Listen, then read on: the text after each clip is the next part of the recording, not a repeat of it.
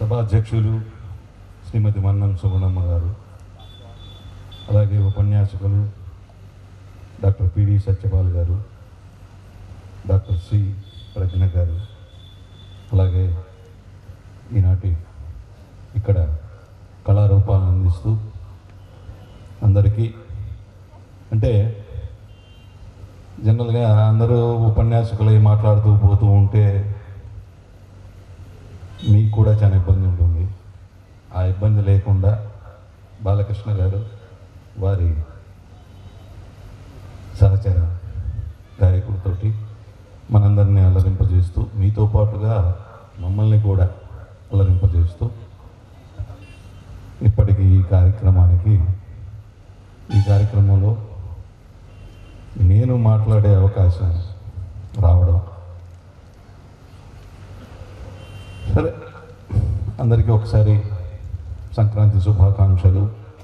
అలాగే ఈనాటి ఈ కనమళ్ళ గ్రామంలో ఇటువంటి కార్యక్రమాన్ని, అది అంబేద్కర్ గారి పేరు మీద జరుగుతున్న కార్యక్రమం కాబట్టి అంబేద్కర్ గారు రచించినటువంటి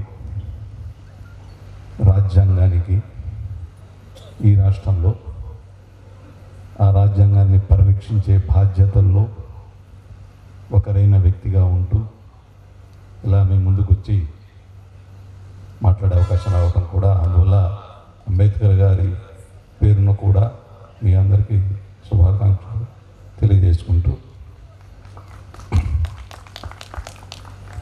అయితే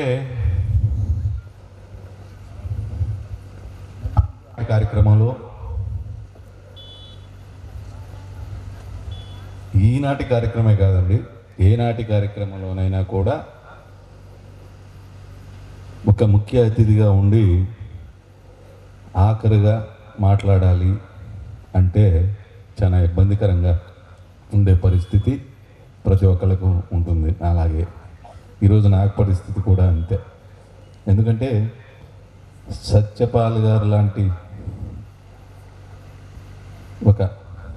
ఓ ప్రత్యేకమైనటువంటి ఉపన్యాసకుడిగా గుర్తింపు పొందినటువంటి ఒక వ్యక్తి, వారి సతీమణి శ్రీ ప్రజ్ఞ గారు, వీళ్ళందరి సమక్షంలో వాళ్ళు మాట్లాడిన తర్వాత నేను మాట్లాడాలి అంటే కొంచెం ఇబ్బందికరమైన అంశం. ఎందుకంటే అంబేద్కర్ గారి గురించి చెప్పాలి అంటే వారు చెప్పే మాటలు మాట్లాడిన తర్వాత నేను మాట్లాడడం అనేది చాలా తక్కువగా ఉంటుందేమో. అయితే నా పదవి ఉన్నటువంటి, నాకు ఇచ్చినటువంటి ఈ పదవిలో నాకున్నటువంటి అవకాశం ఏంటంటే నేను చాలా తక్కువగా మాట్లాడగలగాలి. ఒకందుకు ఈ పాత్ర, ముఖ్య అతిథిగా నిర్వహిస్తున్నటువంటి పాత్ర కూడా ఒక రకంగా మంచిదేని అనుకుంటున్నాను. మిగతా కార్యక్రమాలు ఎలా ఉన్నా ఒక న్యాయమూర్తిగా మీ అందరికీ నేను ఇక్కడ వచ్చి మాట్లాడడం నా వృత్తి బాధ్యతలకి, నా విధి నిర్వహణలో ఉండే కొన్ని పద్ధతులకి కొంచెం విరుద్ధమైనటువంటి కార్యక్రమం. ఎందుకంటే నేను ఇలా పబ్లిక్ డయాసిస్ మీదకి వచ్చి మాట్లాడడం చాలా వృత్తిపరంగా కొన్ని ఇబ్బందులు ఉన్నాయి. అయినా కూడా ఈరోజు ఇలా మీ ముందుకు వచ్చి మాట్లాడడం అంటే నా వృత్తి ధర్మాన్ని కొంచెం పక్కన పెట్టి మీతో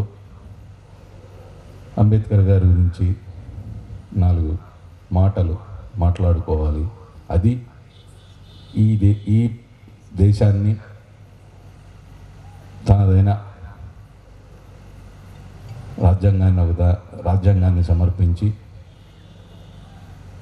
ఆ రాజ్యాంగమే దిక్సూచిగా భావిస్తూ ప్రధానంగా ఉండే ఈ దేశంలో ఏవైతే ప్రధానంగా చెప్పుకునేటువంటి వ్యవస్థల్లో న్యాయ వ్యవస్థ చాలా ముఖ్యమైనది. రాజ్యాంగంలో చెప్పుకున్న ప్రకారంగా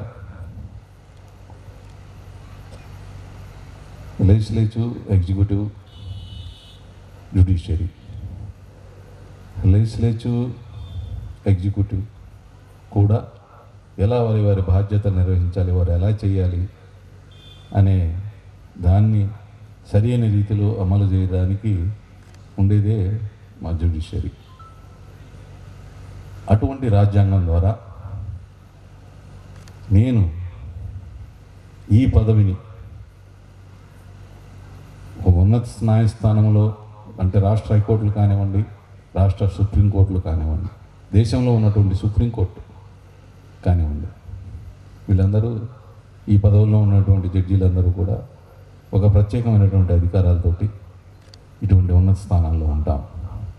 అవన్నీ కూడా అంబేద్కర్ గారు ఎలా ఉండాలి, మేము ఏం చేయాలి, ఎలా ప్రజల హక్కుల్ని ఇదవుతున్న క్రమంలో మేము ఎలా పరీక్షించవలసినటువంటి బాధ్యత ఎలా ఉందనేది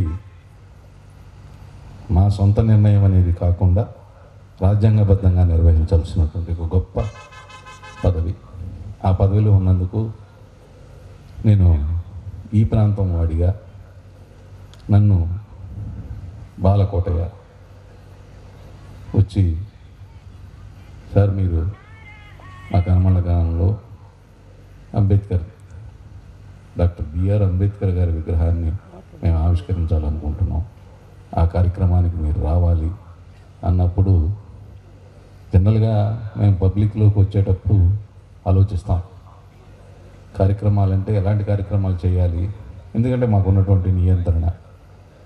సో ఆ కార్యక్రమంలో భాగంగా నేను అడిగినప్పుడు, లేదు సార్ మీకు ఎటువంటి ఇబ్బంది లేకుండానే మీరు చెప్పండి, బట్ మీరు రావాలి, ఎందుకంటే మా గ్రామానికి దగ్గరలో మీలాగా ఉన్నతమైనటువంటి పదవుల్లో ఉన్న లేరు, అందువల్ల మీరు రావాలి అని అడిగినప్పుడు తప్పకుండా వస్తాను అని అన్నాను. ఎందుకంటే నాకు సింగరాయకొండ మండలం ఈ పరిసర ప్రాంతాల వాసిగా నేను 1991లో ఇక్కడ న్యాయవాద వృత్తి చేపట్టి కందుకూరులో 1999 వరకు ఉన్నాను. నాకు గుర్తున్నంత వరకు సింగరాయకొండలో ఉంటూ కందుకూరు వెళ్ళి ప్రాక్టీస్ చేసి వస్తుండేవాడిని. నేను ఇదే కనమళ్ళ గ్రామంలో ఇదే రోడ్డు మీద దాదాపు 9 ఏళ్ళు నేను రోజు కందుకూరు కోర్టులకు వచ్చి ప్రాక్టీస్ చేసినటువంటి వాడిని.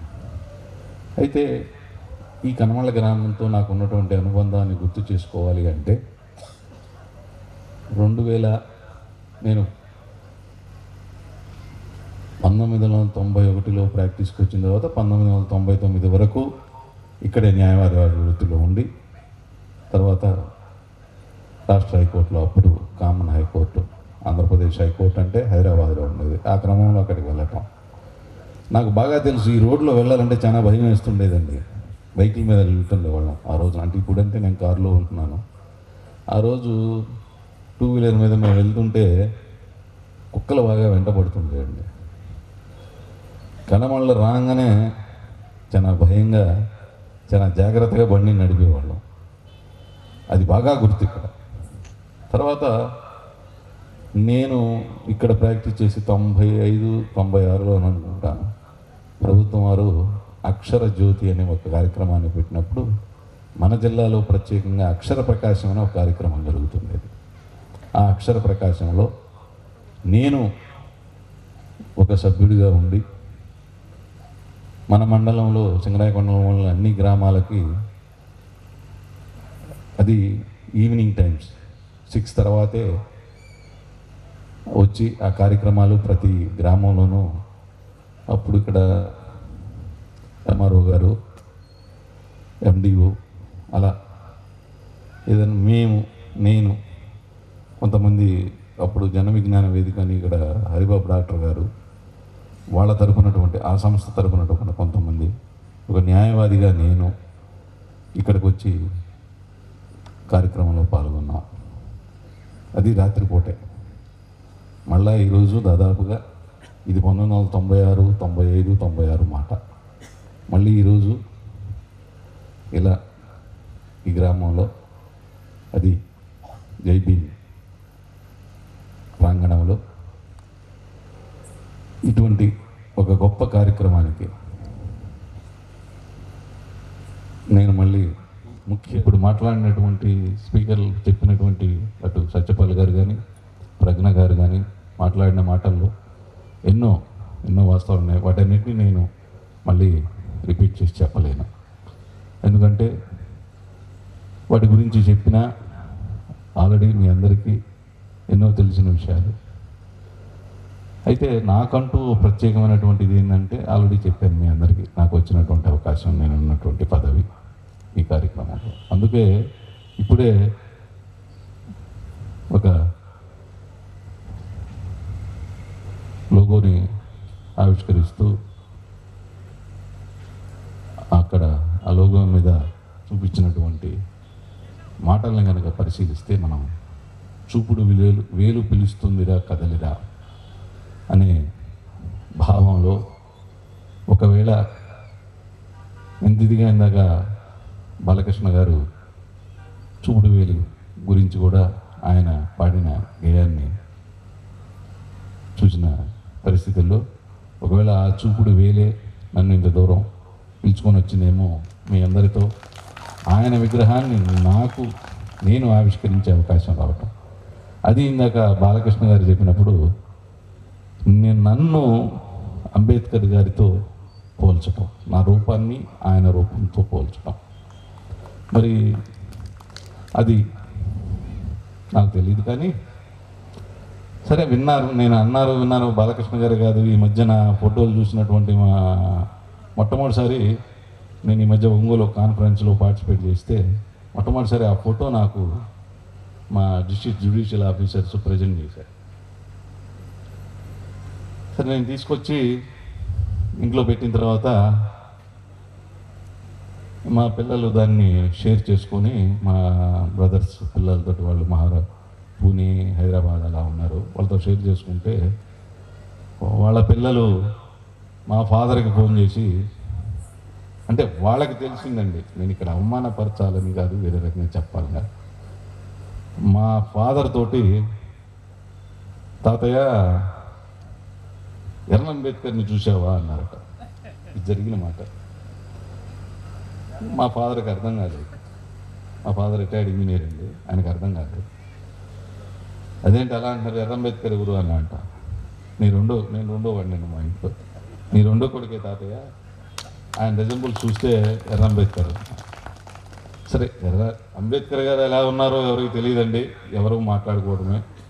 అందరం ఎవరు బాలకృష్ణ గారు ఆయన మీద అన్ని గీతాలు రాసినా, ఎవరు వక్తలుగా ఎంత మాట్లాడుకున్నా, అది ఆయన అల్ల అంబేద్కర్ అని, నేనేదో ఎర్ర అంబేద్కర్ అని కాదు. బహుశా ఆయన కూడా అదే రూపంలో ఉండుంటారు. ఇది కాకతాళీయంగా అనుకునే మాట మాత్రమే నేను అనుకుంటున్నాను. పబ్లిక్ మీటింగ్లో కూడా బాలకృష్ణ గారు ఆ విధంగా పోల్చడం ఒకవేళ నిజమేమో అని అనిపిస్తుంది. నన్ను నేను తరచి చూసుకోవాలేమో, ఇలా అయితే చాలా ఇబ్బందిగా ఉంటుంది. సరే, అవన్నీ మాటలు ఎలా ఉన్నా, ముఖ్యంగా అంబేద్కర్ గారు చెప్పుకోవాలంటే చదువు గురించి చెప్పారు. ఆయన ఎలా చదివారు, ఏంటి, ఎన్ని డిగ్రీలు తీసుకున్నారు, ముఖ్యంగా ఆయన చదివిన చదువు గురించి మాట్లాడుకోవాలంటే లా చేసి, తర్వాత LLM చేసి, PhD చేసి చాలా గొప్పగా చదివానని నేను అనుకున్నా. ఇక్కడ ఉన్నటువంటి వక్తల్లో వారు, ఎందుకంటే అందరూ డాక్టరేట్లే, నేను డాక్టరేట్లు, మేము ఇక్కడ కూడా ఈ ఊరి నుంచి కూడా ఎంతోమంది డాక్టరేట్లు ఉంటారు. చదివిన పరిస్థితి నాకు తెలుసు, ఎందుకంటే బాలకోటయ్య ఉన్నాడు నాకు తెలిసినప్పటి నుంచి కూడా. దాదాపుగా బాలకోటయ్య కూడా నాకు 20 ఏళ్ళని తెలుసు, అప్పటికే అతను డాక్టరేట్. అయితే కేవలం 4 డిగ్రీలు చదివిన మేమే చాలా గొప్పగా ఫీల్ అయితే, మా తల్లిదండ్రులు కూడా గొప్పగా ఫీల్ అయితే, నేను అంబేద్కర్ గారి గురించి చదివినప్పుడు తెలుసుకున్నదంటే ఆయన 32 డిగ్రీలు చేశారంటండి. మరి 4 డిగ్రీలు లేకపోతే ఇప్పుడు చదువుకుంటున్నటువంటి సమకాలీన పరిస్థితుల్లో పిల్లలు చదువుతున్న క్రమాన్ని చూస్తే తల్లిదండ్రులుగా ఇప్పుడు మా పిల్లల గురించి మేము గొప్పగా అనుకుంటున్నామా? ఎందుకంటే మనం ఇప్పుడు ఎవరేం మాట్లాడుకుంటున్నా, మీరు మాట్లాడినా, మీరు ఎక్కడన్నా వక్తలుగా మాట్లాడుతున్నా, నేను మాట్లాడినా, వీళ్ళు మాట్లాడుతున్నా, వివక్షతని చదివాము, చదువుకున్నాము, చెప్తుంటే విన్నాము, కానీ వివక్షతను చూడలేదు. ఆయన చూశారు కాబట్టే ఈ దేశంలో ఎటువంటి కాన్స్టిట్యూషన్ని, రాజ్యాంగాన్ని మనం అందించగలము అన్నటువంటి ఆలోచనతో, ఎంతో ముందు చూపుతో, మామూలు ముందు చూపు కాదండి అది. ఎందుకంటే నేను కాలేజీ చదివే రోజుల్లో, నేను జవహర్ భారతిలో కాలేజీలో ఇంటర్ చదివాను. నేను కాలేజీలో ఇంటర్ చదివే రోజుల్లో ఇక్కడికి ఇందాక నా సీనియర్ కూడా వచ్చారు, తను వార్డెన్గా చేసి రిటైర్ అయ్యారు, ఉన్నారో వెళ్ళిపోయారు, బీవీ అన్న అంటుండేవాళ్ళమ్మ. అప్పుడు ఆయన అంటే ఇప్పుడు బాలకృష్ణ గారు డయాస్ మీద పాడారు, నేను చాలా రోజుల తర్వాత ఇలాంటివి విన్నాను. ఎందుకంటే నా వాతావరణం, నేనుండే వాతావరణం వేరు కాబట్టి. మా బీవీ అన్న గుర్తొచ్చారు చెప్పాలంటే. ఆయన కొన్ని పాటలు పాడుతుండేవాడు మేము ఉన్నప్పుడు. ఇప్పుడు కందుకూరులో ఉంటున్నారు. క్లాసులు అంటే అప్పుడు పాలిటిక్స్ ఉండేవి కాలేజీలో, పీడిఎస్యూ అని, డిఎస్ఓ అని, ఏఎస్ఎఫ్ ఇవన్నీ ఉండేవి. ఇప్పుడు ఈ రోజున లేవు రాజకీయాలు. కానీ ఒక రకంగా నా దృష్టిలో, నా అభిప్రాయం మాత్రమే, ఆ రోజు రాజకీయాలు ఉన్నాయి కాబట్టే స్టూడెంట్స్లో ఒక రకమైనటువంటి సమాజం పట్ల, సమాజం మీదమైనటువంటి ఒక అవగాహన అనేది మా కాలేజీ రోజుల్లో ఏర్పడింది. అటువంటి అవకాశం ఉంది. బట్ ఈరోజు కారణం ఏదైతేనేమి, కాలేజీలో పొలిటిక్స్ లేవు, స్టూడెంట్స్ యూనియన్స్ లేవు కాబట్టి వాళ్ళకి సమాజం మీద ఉన్నటువంటి అవగాహన తెలియని పరిస్థితి. ఇందాకే విన్నాం మనం, బాలకృష్ణ గారు తన పాట పాడుతూ, తను టైం ఇక్కడ సరిపోలేదు కాబట్టి యూట్యూబ్లో వినండి అన్నారు. అందువల్ల యూట్యూబ్కే పరిమితమవుతూ మన ఆలోచనలను కూడా ఒక పరిమితం చేసుకుంటున్న పరిస్థితి ఈ రోజున ఉన్నటువంటి సామాజిక పరిస్థితి. మరి అటువంటి సామాజిక పరిస్థితుల్లో యువత బాధ్యత గురించి, యువత ఏం చేయాలి, యువతని ఎలా ముందుకు వెళ్ళాలి అన్నవి, ఇలాంటి కార్యక్రమాలు ఎన్ని జరుపుకున్నా, ఈ కార్యక్రమంలో వేదిక మీద ప్రధానంగా మనకు అక్కడ కనిపించే బోధించు, సమీకరించు, పోరాడు, ఇలాంటి పదాలు ఆ పదాలు ఎంతవరకు వాళ్ళని చేయగలుగుతున్నాయి అసలు? అంటే అటువంటి ఆ స్పృహ వాళ్ళకి, వాళ్ళ మానసికంగా వాళ్ళు ఉన్నటువంటి ఆలోచనల్లో ఇటువంటి పదాలు ఎంతవరకు? ఎందుకంటే నేను దాదాపు ఈ పాంప్లెట్స్ నాకు పంపించున్నాడు. సరే, వాటిని చూసినప్పుడు ఈ పదాలు ఎంతవరకు వాళ్ళని చేయగలుగుతాయి? ఆ పదాలు స్పందించగలిగే పరిస్థితిలోనూ ఇలాంటి వక్తలు ఈరోజు ముందుకు వచ్చి అంబేద్కర్ గారంటే ఒక కులం గురించి మాట్లాడడం కాదు, అతను సామాజిక చైతన్యం గురించి ఆయన ఆలోచించింది. ఆ ఆలోచనల్ని ఆయన ఒక పుస్తక రూపంలో భావితరాలకు మీరు ఇలా నడుచుకోవాల్సి ఉంటుంది అని ఆయన మనల్ని నిర్దేశించి ఆ పుస్తకం రాసి మన చేతిలో పెట్టి ఆయన వెళ్ళిపోయారండి. కానీ మన బాధ్యత, సరే లెజిస్లేచర్స్, ఎగ్జిక్యూటివ్, జ్యుడిషియరీ ఎంతవరకు వాటిని ముందుకు తీసుకెళ్లే క్రమంలో ప్రయత్నిస్తాయి అనే ఆలోచన ఒక రకంగా చూసిన క్రమంలో ప్రజలలో వాటి పట్ల ఇప్పుడున్నటువంటి సామాజిక పరిస్థితులకు అనుగుణంగా వీటి మీద పోరాడే నిజంగా వాళ్ళలో ఒక మానసిక స్థైర్యం ఉన్నదా అని ఇప్పుడు ఉన్నటువంటి యువత కూడా ప్రశ్నించుకోవాల్సినటువంటి పరిస్థితి. ఎందుకంటే ఇందాక మాట్లాడుతూ సత్యపాల్ గారు మాట్లాడుతూ భావితరాల వాళ్ళకి అంబేద్కర్ గారి ఇచ్చినటువంటి స్ఫూర్తిని, ఆ ఆలోచనని ఒకే ఇక్కడ ఉన్న మాట్లాడినటువంటి వక్తలుగా తీసుకొని ఉండొచ్చు. వాళ్ళు ఆ క్రమంలో వాళ్ళు ఇప్పటికీ ఆ జీవన విధానాన్ని కొనసాగిస్తున్న అంబేద్కర్ గారిని చెప్పుతూ, అంబేద్కర్ గారు చేస్తూ వాళ్ళు మిమ్మల్ని ప్రజల్లో చైతన్యం తీసుకురావడానికి అవకాశం తీసుకుంటుండొచ్చు. అయితే ఆ అవకాశాన్ని మీరు ఎంతవరకు అందిపుచ్చుకుంటున్నారు? వారు ఎన్నో మీటింగ్స్ ఇచ్చుంటారు, వీటి మీద ఎంతో చెప్పారు, ఇవన్నీ చెప్పారు. మహిళా సాధికార గురించి ప్రజ్ఞ గారు చెప్పారు, ఆయన ఎడ్యుకేషన్ గురించి చెప్పారు. మరి అంబేద్కర్ చదువుకున్న విధానం, అసలు అంబేద్కర్ ఇందాక పాటలో బాలకృష్ణ గారు చెప్పారు, నువ్వు ఫ్లైట్ ఎక్కుతూ ఉంటే నువ్వు టై కట్టి సూటు వేసి ఫ్లైట్ ఎక్కుతూ ఉంటే మరి అంటే అప్పుడు కలిగినటువంటి ఆ స్పందనని మిగతా వాళ్ళు ఎలా అనుకుంటారు అన్నటువంటి ఒక స్పందనని ఆయన ఆహార్యంలో ఆయన దాన్ని చూపించగలిగారు. మరి ఆ క్రమంలో ఒక గేయ రచయితలుగా బాలకృష్ణ గారు కావచ్చు, ఒక ప్రజ్ఞ గారు కావచ్చు, సత్యపాల్ గారు కావచ్చు, అలాగే ఈ గ్రామంలో మొట్టమొదటి మహిళగా సుగుణమ్మ గారు ఈ చదువుల నిమిత్తం కావచ్చు, ఉద్యోగాల రీత్యా కావచ్చు, ఎక్కడ దేనికి ఆయన మళ్ళీ ఈ దేశానికి వచ్చారు. ఈ దేశానికి ఏమి ఇవ్వాలనుకున్నారో ఇచ్చారు. కానీ మరి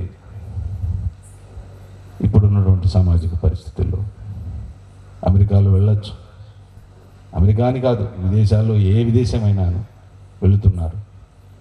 ఒక సామాజిక బాధ్యత, ఇక్కడ ఉన్నటువంటి పరిస్థితులు వీటన్నిటిని ఎంతవరకు వాళ్ళు ఆకలింపు చేసుకుంటున్నారు, వాటన్నిటిని కూడా ఆలోచించుకోవాల్సినటువంటి అవసరం ఇవన్నీ ఈరోజు ప్రత్యేకించి సమాజం. ఎందుకంటే నేను కాలేజీ చదివే రోజుల్లోనే నాకు మధ్యలో అక్కడ కొంచెం డిస్కనెక్ట్ అయ్యాను. బీవీ అన్న పాడే పాటల్లో ఓ పాట ఇప్పటికీ నాకు గుర్తు.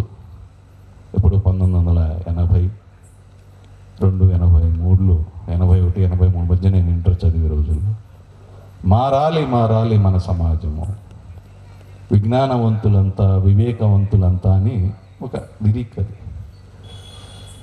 మరి 82, 83లోనే అటువంటి గేయాన్ని మన సమాజం మనం ఎంతవరకు మారాలి అన్న విషయాన్ని ఆ రోజున పరిస్థితుల్ని ఆలోచిస్తే బహుశా ఆ రోజు అంత తీవ్రమైనటువంటి పరిస్థితులు లేవేమో.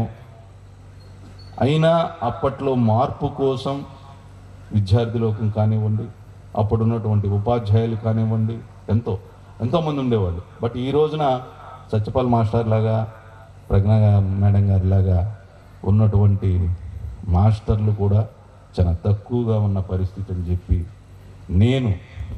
నాకు నా అవగాహనలో ఉన్న మేరకు నేను చెప్పగలను. ఎన్నో యూనివర్సిటీలు తిరిగాను. నేను యూనివర్సిటీల్లో ఎంతోమంది మాస్టర్లను చూశాను. సమకాలీన పరిస్థితుల్లో ఉన్నటువంటి పరిస్థితుల్లో మాస్టర్లు ఎలా ఉన్నారు, వీళ్ళు ఎలా ఉన్నారు. అలాగే అన్నీ ఒక రంగమని కాదండి. అంబేద్కర్ గారు 32 డిగ్రీలు తీసుకున్నారు అంటే ఆయన చదివిన సబ్జెక్టులు 64 అన్నారండి. అంటే 32 × 30 64 సబ్జెక్టులు. అన్ని సబ్జెక్టులో ఆయనకు ఉన్నటువంటి ప్రావీణ్యత ఈ రాజ్యాంగం. అయితే నేను ఇంతకన్నా మీ అందరికీ గొప్పగా చెప్పలేను, కానీ ఇంకా ఎక్కువ మాట్లాడడం కూడా నా వరకు నాకు భయమేం కాదు. ఎందుకంటే నా పదవి నన్ను ఎక్కువ మాట్లాడినవాడు, కానీ ఎక్కువ మాట్లాడే వ్యక్తిని నేను.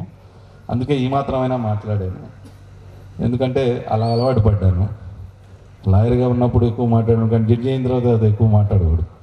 అందుకే అసలు అంటే బాలకృష్ణ గారిలాగా నేను పాటలు పాడలేకపోవచ్చు మీలో చైతన్యాన్ని కలిగించడానికి.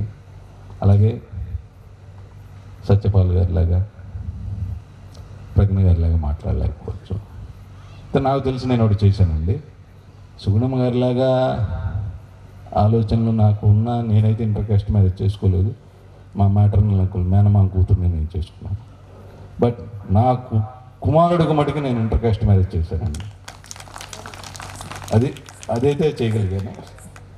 అది మీ అందరికి చెప్పుకుంటూ, అయితే మీ అందరికీ ఇక్కడికి వచ్చిన తర్వాత నాకెందుకో వీళ్ళందరూ మాట్లాడిన తర్వాత అన్ని మాటలు నేను మాట్లాడలేను కాబట్టి నేను ఎప్పుడు వింటుంటాను. నేను ఒక న్యాయమూర్తి అయినా అసలు ఈ చట్టాలు వాటన్నిటిలో ఇప్పుడున్నటువంటి సమాజం వీటన్నిటి గురించి నా వీడియోలో వింటాను, ఒకసారి వింటుంటాను.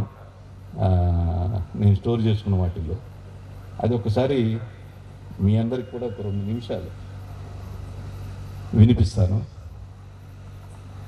బహుశా నాకు తెలిసి బాలకృష్ణ గారికి తెలిసే ఉండొచ్చు. ఇది అంజశ్రీ అని ఒక తెలంగాణ పోయెట్ అండి. ఆయన ఎక్కువగా నేను చిన్నప్పటి నుంచి వింటుండేవాడిని. అది ప్రత్యేకించి ఇటువంటి కార్యక్రమాలు మరి నేను ఎక్కువగా మాట్లాడడం కరెక్ట్ కాదు కాబట్టి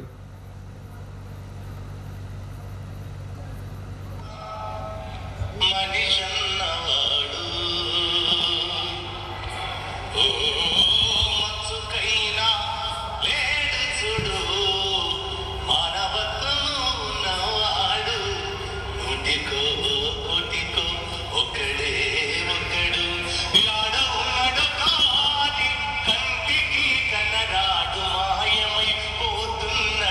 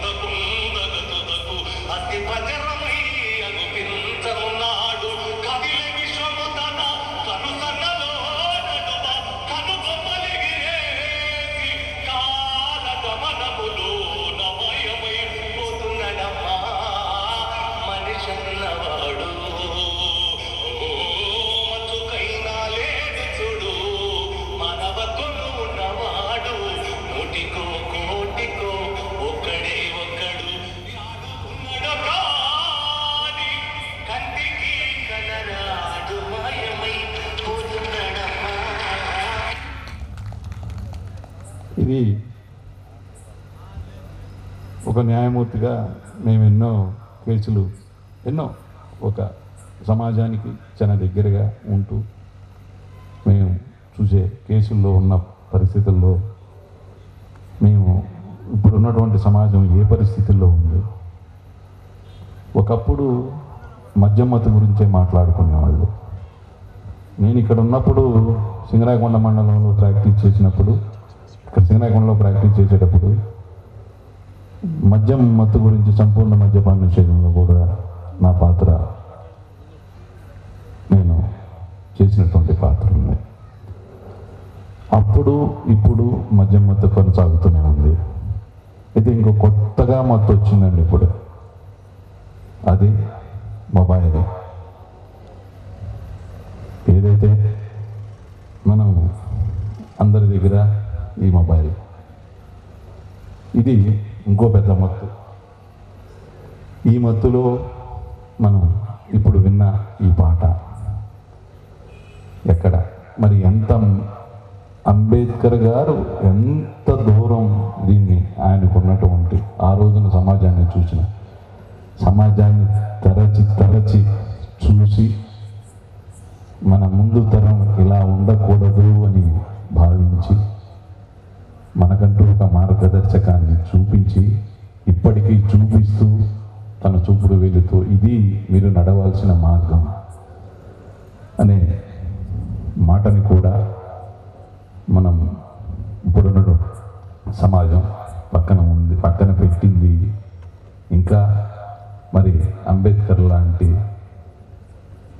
వ్యక్తుల గురించి కేవలం ఇటువంటి దాన్ని ఆవిష్కరించుకోవటం, అలాగే ఇటువంటి కార్యక్రమాలు జరుపుకుంటే మన సామాజిక బాధ్యత నెరవేరినట్ట. మాలాగా ఒకవేళ ఇటువంటి స్పీకర్లుగా మాట్లాడినంత మాత్రాన అని అనుకుంటే తీరలేదేమో. భావితరాలు మమ్మల్ని ప్రశ్నించడం కాదండి, మేము బాగానే ఉన్నాం, మా ఆలోచనలు మేము. మరి భావితరాల గురించి ఆలోచిస్తే ఏంటి సమాజం అనే మీ అందరి ఆలోచనలకు వదిలేస్తూ నాకు ఇచ్చినటువంటి చిన్న అవకాశాన్ని ఒక న్యాయమూర్తిగా నా పరిధిలో మీ ముందు మరి ఎక్కువగా ఇవన్నీ మాట్లాడచ్చు, కానీ మాట్లాడకూడదనే చిన్న పాటను వినిపించాను నా భావాన్ని. సో నాకు ఈ అవకాశం ఇచ్చినటువంటి కనమళ్ళ గ్రామస్తులకు, అలాగే బాలకోటయ్య, ఇలాంటి కార్యక్రమం ఈ గ్రామంలో జరపాలని, ఆ కార్యక్రమానికి సమాజానికి ప్రస్తుతానికి అంటే న్యాయవాదిగా సమాజానికి ఎంత దగ్గరగా ఉన్నానో, న్యాయమూర్తిగా సమాజానికి అంత దూరంగా దాదాపుగా రెండు సంవత్సరాలు దాటింది నేను న్యాయమూర్తి అయ్యి. ఇలాంటి కార్యక్రమానికి వచ్చి ఈ 2 సంవత్సరాల్లో ఇదే నేను మొదటి కార్యక్రమం చేయటం. కొంచెం ఇబ్బందికరమైన కార్యక్రమమే ఇలా మాట్లాడగలగటం. అయినా నా భావాన్ని మళ్ళీ నేను చెప్పుకునే అవకాశం కల్పించినటువంటి బాలకోటయ్యకు, అలాగే కనమళ్ళ గ్రామస్తులందరికీ కూడా ధన్యవాదాలు తెలుపుకుంటూ, ఒక స్ఫూర్తితో ఈ కార్యక్రమాన్ని ఒక స్ఫూర్తిగా తీసుకొని ఇంకా దీన్ని ఇలాంటి స్ఫూర్తితో ముందుకు వెళ్ళాలని కోరుకుంటూ సెలవు తీసుకుంటున్నాను.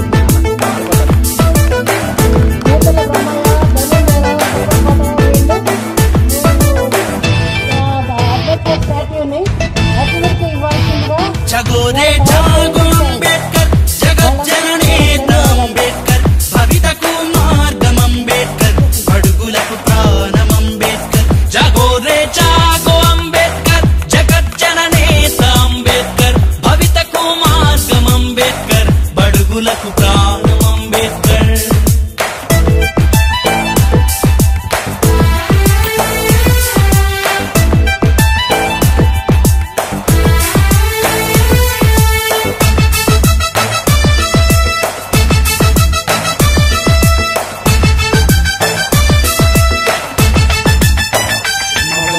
టీచర్ అంబేద్కర్ మా బతుకు ఫ్యూచర్ అంబేద్కర్ మా దారికి టార్చ్ అంబేద్కర్ భారత్ కు మార్క్స్ అంబేద్కర్ మా వల్లో టీచర్ అంబేద్కర్ మా బతుకు ఫ్యూచర్ అంబేద్కర్ మా దారికి టార్చ్ అంబేద్కర్ భారత్ కు మార్క్స్ అంబేద్కర్ జాగోరే జాగో అంబేద్కర్ జగజ్జననేత అంబేద్కర్ బడుగులకు ప్రాణం అంబేద్కర్ భారత్ కు మార్క్స్ అంబేద్కర్ జాగోరే జాగో అంబేద్కర్ జగజ్జననేత అంబేద్కర్ బడుగులకు ప్రాణం అంబేద్కర్ భారత్ కు మార్క్స్ అంబేద్కర్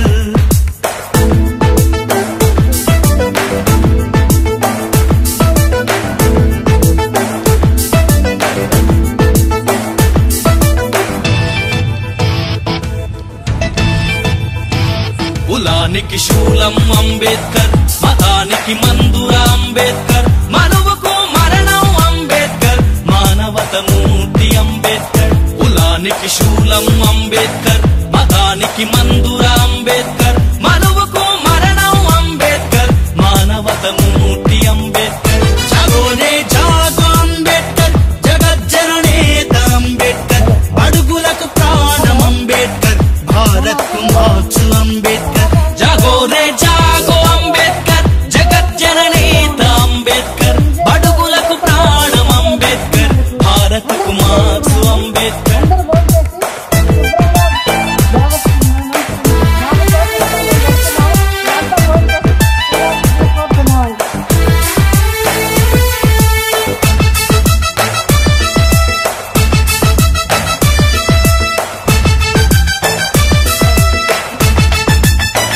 భూమకై పోరితే అంబేద్కర్ భూములను పంచితే అంబేద్కర్ పరిశ్రమల వాటా అంబేద్కర్ ప్రగతి జన సూత్రం అంబేద్కర్ భూమకై పోరితే అంబేద్కర్ భూములను పంచితే అంబేద్కర్ పరిశ్రమల వాటా అంబేద్కర్ ప్రగతి జన సూత్రం అంబేద్కర్ జగోరే జాగో అంబేద్కర్ జగజ్జననేత అంబేద్కర్ బడుగులకు ప్రాణం అంబేద్కర్ భారత్ కు మార్క్స్ అంబేద్కర్ జగోరే జాగో అంబేద్కర్ జగజ్జననేత అంబేద్కర్ బడుగులకు ప్రాణం అంబేద్కర్ భారత్ కు మార్క్స్ అంబేద్కర్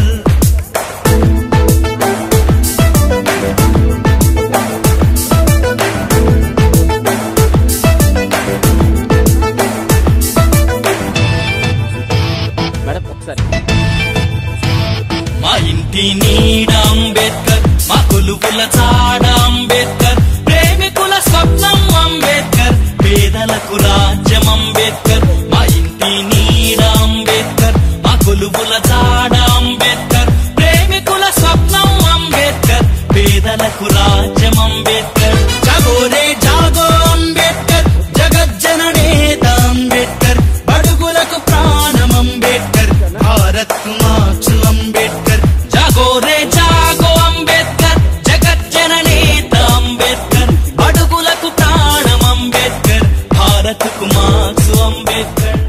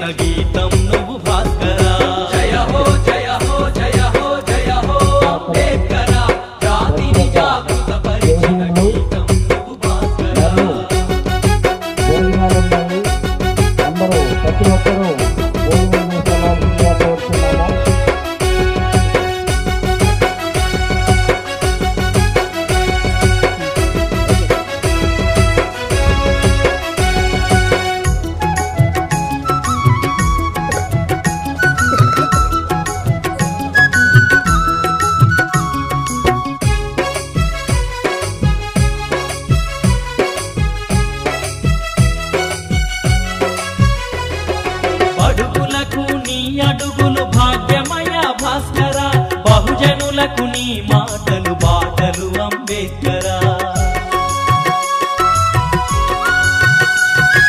బడుగులకు నీ అడుగులు భాగ్యమయ భాస్కరా బహుజనులకు నీ మాటలు బాటలు అంబేద్కరా మనిషిని మనిషిగా చూడని మనుషులల్ల భాస్కరా మనిలమంత కడిగిన డాక్టరు అంబేద్కరా జయ హో జయ హో జయ హో జయ హో అంబేద్కరా జాతిని జాగృత పరిచిన గీతం నువ్వు భాస్కరా జయ హో జయ హో జయ హో జయ హో అంబేద్కరా జాతిని జాగృత పరిచిన గీతం నువ్వు భాస్కరా